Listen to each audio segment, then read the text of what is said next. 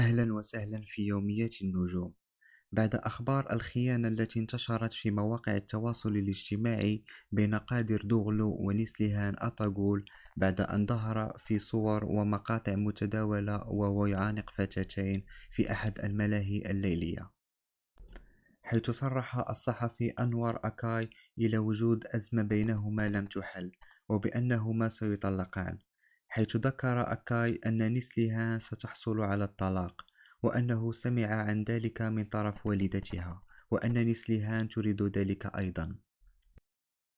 ويقال أن الزوجين دخلا عملية الطلاق، لكن قادر توصل إلى نسليهان لترك بعض الوقت لتمديد هذا الزواج لفترة أطول. شكرا جزيلا على المشاهدة، لا تنسوا الاشتراك والإعجاب، وإلى اللقاء.